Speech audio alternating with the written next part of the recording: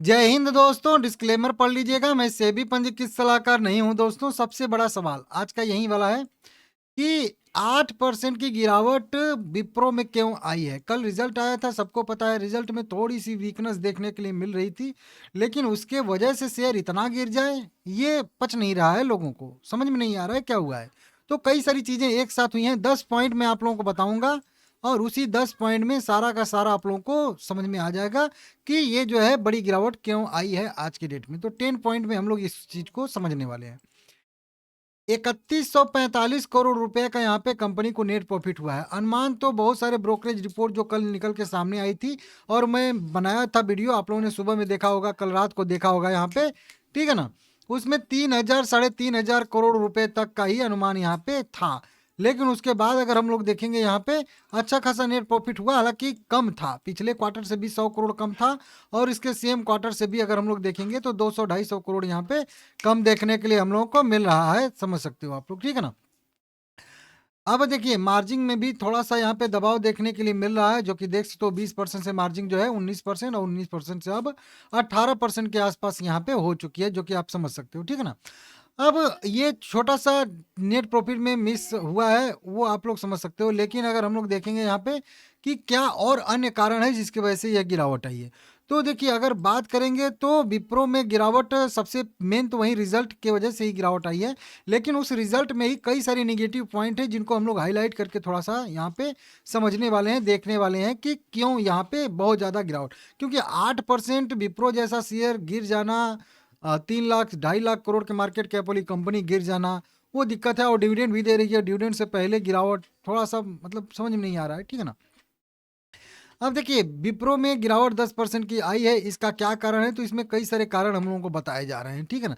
नए श्रम कानूनों की वजह से भी कुछ इन पे जो है एक्स्ट्रा जो है बर्डन पड़ा है, थोड़े से एक्स्ट्रा जो है इन पे खर्चा बढ़ा है, ठीक है ना। एक मुश्त जो है लागत का सामना करना पड़ा है, लगभग 250 करोड़ के आसपास। अगर यही 250 करोड़ रुपया यहाँ से अगर नहीं लगा होता तो कंपनी का ठीक रहता, ठीक है ना। भविष्य की संभावनाएं थोड़ी सी कम नजर आ रही हैं। जो आने वाली तिमाही है, मतलब Q4 का कह लीजिए, या फिर फाइनेंशियल ईयर 2026-27, उसमें थोड़ी सी वृद्धि की संभावनाएं कम दिख रही हैं। इसका भी यहाँ पे बताया जा रहा है। सबसे पहले तो 6 रुपये का कंपनी हम लोगों को डिविडेंड दे रही है। 27 जनवरी रिकॉर्ड डेट एक्स डेट तय किया है। 23 जनवरी कंपनी ने अपना खरीदारी करने का लास्ट डेट यहाँ पे तय किया, ठीक है ना। तो इसके वजह से यहाँ पे आ रही है। मॉर्गन स्टैनली ने कुछ जो है यहाँ पे कह लीजिए कि टारगेट भी घटा दिए हैं, रेटिंग भी कम दिया है, तो इसके वजह से भी आ रहा है। अब इसको हम लोग 10 पॉइंट में सीधा सीधा समझ लेते हैं कि क्या है। सबसे पहला पॉइंट, शुद्ध लाभ में गिरावट। जी हाँ, शुद्ध लाभ में गिरावट आई है। वाई ऑन वाई बेसिस पे 7% की गिरावट आई है। 3120 रुपये के 20 करोड़ के आसपास का इसका मतलब शुद्ध लाभ आ रहा है, जो बाजार अनुमानों से कम है। तो जो भी ब्रोकरेज रिपोर्ट है वो कम है, हालांकि मैं जो आपको दिखाया था उसमें तो और कम का यहाँ पे अंदाजा था। यहाँ पे बात करेंगे कि जो अपकमिंग जो आने वाले क्वार्टर के रिजल्ट है ना, उनमें मतलब कमजोर Q4 रेवेन्यू गाइडेंस। जो Q4 मतलब जो मार्च वाला रिजल्ट आएगा, उसमें रेवेन्यू राजस्व क्या रहेगा, उसका भी यहाँ पे कंपनी ने कुछ कटौती किया है, ठीक है ना। चौथी तिमाही के लिए केवल जो है यहाँ पे 0 से लेकर 2% की राजस्व वृद्धि का अनुमान बताया जा रहा है, जबकि मार्केट ये अनुमान लगा के चला था कि 1 से 3% का गाइडेंस कम से कम कंपनी यहाँ पे देने वाली है। तो गाइडेंस में भी थोड़ी सी कटौती कंपनी ने किया है, इसकी वजह से यहाँ पे आ रही है। डील बुकिंग में भारी कमी, जो बड़ी बड़ी डील हैं उनमें भी भारी कमी आ रही है, समझ रहे हो आप लोग। यहाँ पे देखेंगे 3.34 बिलियन रही इस बार की डील बुकिंग, जो पिछले 6 तिमाहियों में, 6 मतलब 1.5 साल से अगर हम लोग देखेंगे तो कंपनी का जो है इस बार डील जो है बुकिंग जो है वो बहुत कम रही है। यह पिछली तिमाही 4.6 बिलियन से काफ़ी कम है, लगभग कह लीजिए 30-35% की यहाँ पे गिरावट आ रही है, मतलब डील बुकिंग में। तो इसके वजह से भी शेयर में गिरावट आ रही है, ठीक है ना। मॉर्गन स्टैनली ने डाउनग्रेड कर दिया है, समझ रहे हो आप लोग। यहाँ पे दिग्गज ब्रोकरेज मॉर्गन स्टैनली ने भी रेटिंग घटा के अंडर वेट कर दिया है, और टारगेट प्राइस को जो है 270 से घटा के यहाँ पे 242 कर दिया, लगभग लगभग सीधा सीधा कह लीजिए 28 पॉइंट का कट। सीधा सीधा 28 पॉइंट मतलब सीधा समझ लीजिए कि लगभग 12% के आसपास का जो है कट कंपनी ने अपने टारगेट में किया है, मतलब मॉर्गन स्टैनली ने कंपनी के टारगेट में किया है। तो ये भी एक चौथा कारण बन जाता है शेयर में गिरावट का। ये लोकल जो लेबर कोड, सॉरी लोकल बोल रहा हूँ, लेबर कोड जो है, ठीक है ना, उसका भी यहाँ पे प्रभाव पड़ रहा है। नए लेबर कोड के तहत भी कंपनी को लगभग 300 करोड़ रुपए के आसपास का यहाँ पे एक मुश्त जो है बोझ पड़ा है, अधिक अतिरिक्त कह लीजिए खर्चा पड़ा है। इसके वजह से भी मुनाफे में थोड़ा सा असर देखने के लिए हम लोगों को मिल रहा है। नहीं तो ये 300 करोड़ अगर नहीं पे करना पड़ता तो कम से कम 300 करोड़ और जो है बढ़ता, तो कम से कम 3400 करोड़ रुपए के आसपास का नेट प्रॉफिट इसका हो जाता। तो ये भी एक कारण है जिसकी वजह से इसमें जो है गिरावट देखने के लिए हम लोगों को मिल रही है। ऑर्गेनिक ग्रोथ का कमजोर होना, कंपनी का राजस्व वृद्धि एक बड़ा हिस्सा जो है यहाँ पे हरमन टीडीएस के अधिग्रहण से आया है। अगर इसे हटा दिया जाए तो ऑर्गेनिक ग्रोथ जो है वो बहुत कम है। तो जो कंपनी ने अभी एक अधिग्रहण किया था वहां से कुछ राजस्व आ रहा है, उसकी वजह से थोड़ी सी ग्रोथ दिख रही है। नहीं तो अगर ये अधिग्रहण नहीं होता तो और कहीं मतलब कह लीजिए कि ग्रोथ में कमी आ जाती, ठीक है ना।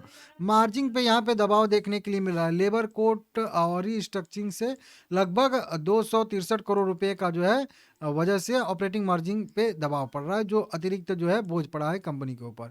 बड़े सौदे जो लार्ज डील होती हैं उनकी कमी, मतलब जो छोटे छोटे तो सौदे हो रहे हैं, डील कंपनी कर पा रही है लेकिन बड़े सौदे नहीं कर पा रही है, जो ये दिखाता है कि आगे आने वाली संभावनाओं पे थोड़ा सा सवाल उठता है। केवल 9% घट के लार्ज डील देखेंगे तो यहाँ पे केवल 0.9 बिलियन रह गई है, जो भविष्य की संभावनाओं को थोड़ा सा कम कर रही है। तो इसका भी असर देखने के लिए मिला है। बाकी जो आप लोग पता है, आप लोग जानते हो, ग्लोबल मार्केट से थोड़ा सा जो डोनाल्ड ट्रंप है उनका टैरिफ वाला जो मैटर है वो भी यहाँ पे है। यूरोप के 8 देशों पे टैरिफ यहाँ पे उन्होंने लगा दिया है, ठीक है ना। अमेरिकी राष्ट्रपति डोनाल्ड ट्रंप टैरिफ की धमकियों के बीच भी वैश्विक चिंताओं से आईटी सेक्टर और जैसे विप्रो स्टॉक जो है ये सब दबाव में ट्रेड कर रहे हैं। तो आईटी में थोड़ा सा दबाव रहता है जब भी टैरिफ की बात आती है। भर्ती लक्ष्यों में भी कटौती कंपनी कर दिया है। अपने जो एम्प्लॉय की भर्ती करने का कंपनी ने अनाउंसमेंट किया था उसमें भी यहाँ पे कंपनी ने कटौती कर दिया है।